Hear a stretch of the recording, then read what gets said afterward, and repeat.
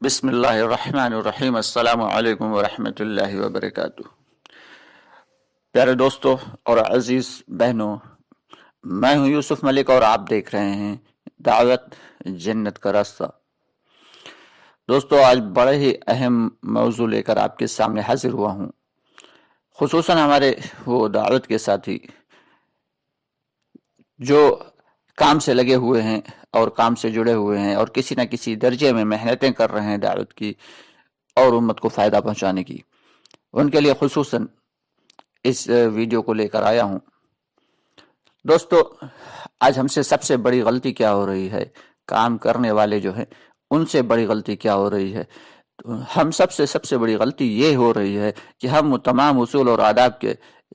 एतबार से काम नहीं कर रहे हैं। क्योंकि हज़रत मौलाना इलियास रहमतुल्लाह अलैह फरमाया करते थे कि दावत को जितना मुझे सिखाया गया उसका मैं हजारवां हिस्सा सीख पाया हूं और जितना सीख पाया हूं उसका हजारवां हिस्सा आप लोगों को सिखा पाया हूं। तो इससे हज़रत मौलाना इलियास रहमतुल्लाह अलैह के इस बात से जाहिर होता है कि दावत की मेहनत के उसूल और आदाब कितने ज़्यादा हैं और कितने सख्त हैं और लेकिन हम लोग बात को समझ नहीं रहे। हमसे जो हमारे अकाबरीन कह रहे हैं, जो हमारे जिम्मेदार हमसे कह रहे हैं, बात को हम समझ नहीं रहे। हम अपने एतबार से अपनी दावत चला रहे हैं। हर आदमी अपने आप को बहुत बड़ा जो है वो अक्लमंद और होशियार समझकर, हम किसी और को नहीं कह रहे अल्लाह माफ़ करे किसी दूसरे की तरफ, बल्कि हम तो अपनी तरफ इशारा करके कहते हैं कि सबसे बड़े गलती तो सबसे ज़्यादा हम ही कर रहे हैं। अल्लाह उसूल और आदाब के साथ दावत की मेहनत करने की तौफीक अता फरमाए। चंद बातें ऐसी हैं कि जो हमारे साथियों से जो गलतियां होती हैं, जिनमें से एक मरतबा तो मैं एक बड़े शहर में वक्त लगा रहा था। वहाँ पे शब गुजारी की रात थी। मगरिब के बाद एक मुफ्ती साहब ने बयान किया और बयान करने के बाद कहने लगे यहाँ पे हमारे सब अपने ही साथी मौजूद हैं, इसलिए मैं एक बात कहना बहुत ज़रूरी समझता हूँ। तमाम साथियों ने कहा जी बताइए। तो भरे मजमे में उन्होंने कहा कि दावत के साथ ही इशा के बाद तो खूब मुलाकातें करते हैं, खूब मेहनत करते हैं और बड़ी जो है तगोदौ से लगे रहते हैं।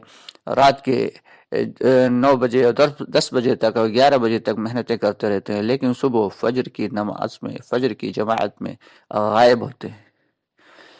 तो ये बात तो वाकई अगर देखा जाए, हम अपने अतराफ में निगाह डालें तो सबको नज़र आएगी कि ये एक बहुत बड़ा मसला है हमारे साथ। जबकि दाई के लिए तो 6 नमाजें हैं, आम आदमी के लिए, आम मुसलमान के लिए 5 नमाजें और दाई के लिए 6 नमाजें। यानी छठी कौन सी नमाज है? सभी जानते हैं कि तहज्जुद की नमाज। दाई के लिए छठी नमाज तहज्जुद की है कि रातों दिन में जो मेहनतें की हैं, जो दावत दी है लोगों को, तो रातों में उठ के अल्लाह के सामने रोना गिड़गिड़ाना, यही तो असल है, यही तो जान है हमारी मेहनत की, यही तो जान है। बाकी जो मेहनतें की हैं वो तो एक जस्त खाकी हैं और असल जान तो तभी पड़ेगी जब हम अल्लाह के सामने रोएंगे, गिड़गिड़ाएंगे, जिन जिन से मुलाकातें की हैं उनके हक में दुआए खैर करेंगे और दुआए हिदायत करेंगे। उन्हें हिदायत मिले न मिले, लेकिन कम से कम मुझे तो हिदायत मिल ही जाएगी। तो इसलिए बहुत बड़ी गलती आज ये हमारे साथियों से सरजद हो रही कि रातों में उठकर जो है अल्लाह के सामने रोना गिड़गिड़ाना तो दूर की बात है, फजर की नमाज भी छूट जाती। मैं ये नहीं कहता कि वो नमाज उनकी कज़ा हो जाती है, अल्लाह माफ़ करे, मुझे क्या हक पहुंचता है, लेकिन बहरहाल घर पे भी अगर पढ़ लेते हैं तो लोगों की निगाह में तो यही आता है कि ये लेटे सोते रहे होंगे। क्योंकि दावत की मेहनत करने वालों को लोग जो है बड़ी ही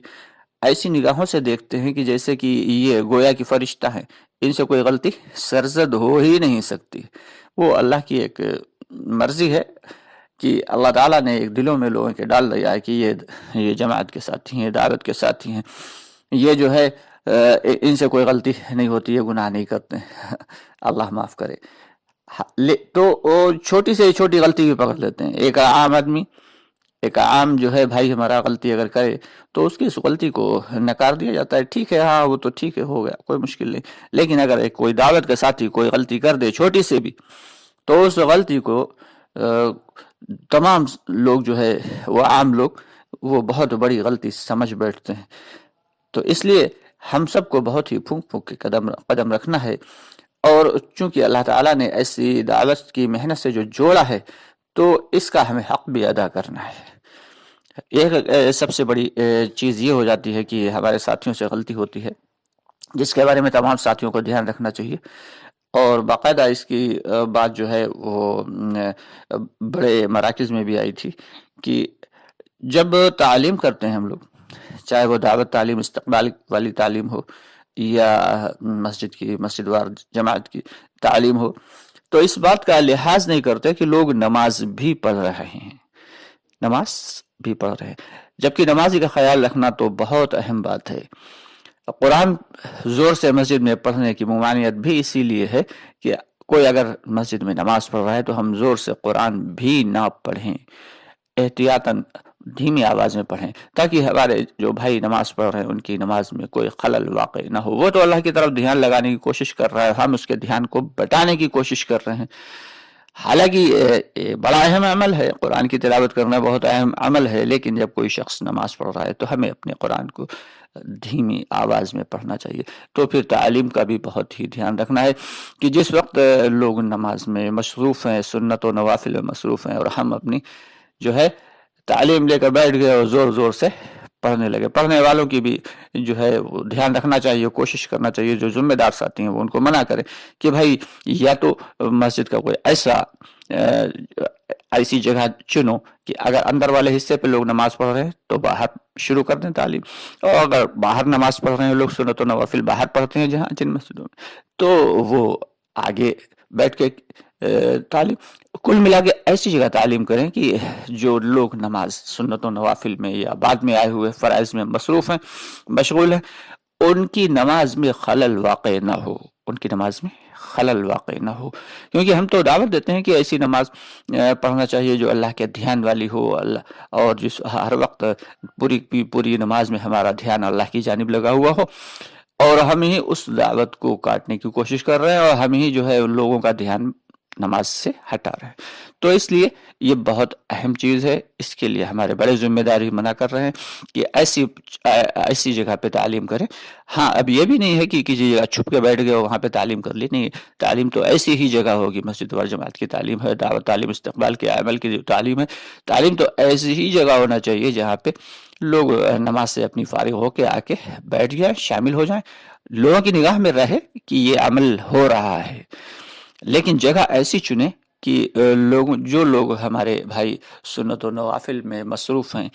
یا نماز میں مصروف ہیں، تو ان کو کوئی پریشانی نہ ہو، ان کا ذہن نہ بٹے۔ یہ کچھ باتیں ایسی ہیں جو ہم سے غلطیاں ہو رہی ہیں، اور انہی غلطیوں کی وجہ سے لوگ ہم سے کٹ رہے ہیں۔ ایک چیز یہ ہے کہ جب مغرب کی بات ہوتی ہے تو مغرب کے بعد کچھ لوگ سنت و نوافل میں مصروف ہوتے ہیں، اور جو بھائی ہوتے ہیں بات کرنے والے، ان سے یہ کہا بھی جاتا ہے کہ اپنی سنت جلدی سے جلد جو ہے مکمل کریں اور نفلوں کو مؤخر کر دیں، اور کھڑے ہو کے ساتھیوں کو جو ہے راغب کریں۔ تو اس کا طریقہ یہ نہیں ہے کہ کھڑے ہو کے چلانے لگیں کہ آئیے آئیے بھائی، آگے تشریف آئیے۔ اب لوگ سنت و نوافل میں مصروف ہیں اور ہم چلا رہے ہیں کہ بھائی آئیے آئیے آگے آئیے۔ بے شک ایک اچھے کام کے لیے بلا رہے ہیں، اس میں کوئی دو رائے نہیں، غلط نہیں ہے، لیکن صحابہ کرام رضی اللہ تعالیٰ عنہم اجمعین کا طریقہ کار یہ تھا کہ وہ مسجد میں بلند آواز سے بولا نہیں کرتے تھے، چلایا نہیں کرتے تھے، چاہے وہ دین کی بات ہو چاہے دنیا کی، چلاتے نہیں تھے، بلکہ ان کا معمول تو یہ تھا صحابہ کرام کا کہ اگر کسی مسجد میں کسی کو بلانا ہوتا تھا تو ایک چھوٹی سی کنکری اٹھا کے اس کی جانب پھینکتے تھے، جب وہ پلٹ کے دیکھتا تھا تو اسے اشارے سے بلا لیا کرتے تھے۔ تو اور ہم جو ہے لوگوں کی ان نمازوں کا دھیان نہ رکھتے ہوئے اللہ کے گھر کی جو ہے وہ بے حرمتی کرتے ہوئے چلا کے کہہ رہے ہیں آئیے آئیے آگے آ جائیے، ان باتوں کو دھیان میں رکھنا ہے، اور کوشش یہ کرنا ہے کہ کھڑے ہو جائیں، جو ہے نماز کے بعد اپنی سنتوں کو چھوٹا کریں اور نفلوں کو مؤخر کریں اور کھڑے ہو جائیں، اور اس کے بعد دھیان رکھیں کہ جو بھی ہمارا بھائی نماز پڑھ چکا ہے اشارے سے اس کو آگے بلا لیں، چیخے چلائے نہیں کہ بھائی آئیے آئیے جو سنتوں سے فارغ ہو گئے آگے آ جائیے۔ چلائیں گے تو دوسروں کی نمازوں میں خلل پڑے گا،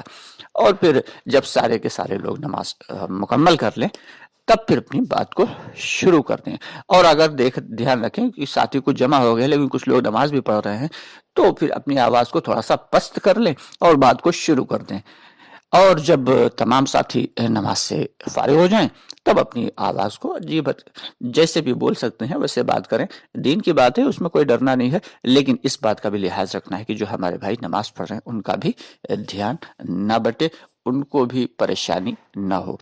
ایسی باتوں کو اگر دھیان میں رکھتے ہوئے ہم دعوت کی محنت کریں گے اور کوشش کرتے رہیں گے تو اللہ کی ذات سے امید ہے کہ لوگ ہم سے متاثر ہوں گے، ہماری دعوت سے متاثر ہوں گے اور ہمارے کام سے متاثر ہوں گے اور اس سے جڑیں گے، اس سے ہٹیں گے نہیں. آپ سے گزارش ہے کہ ہماری ویڈیوز کو زیادہ سے زیادہ لائک اور شیئر ضرور کر دیا کریں اور ہمارے چینل کو سبسکرائب ضرور کر لیں. انشاءاللہ باقی کی باتیں اگلی ویڈیو میں کریں گے.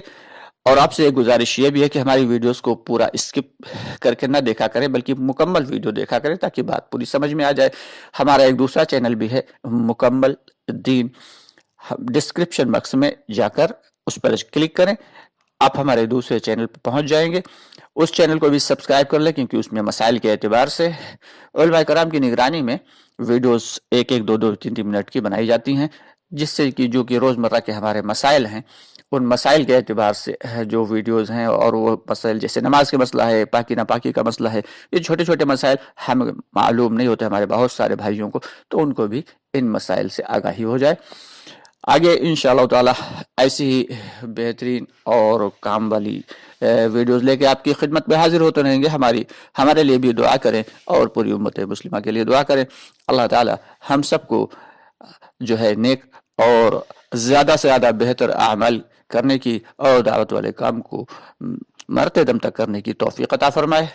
ایک بار پھر سے آپ سے گزارش ہے کہ ہماری ویڈیوز کو زیادہ سے زیادہ لائک اور شیئر اور جو ہے چینل کو سبسکرائب ضرور کر لیں. السلام علیکم ورحمۃ اللہ وبرکاتہ.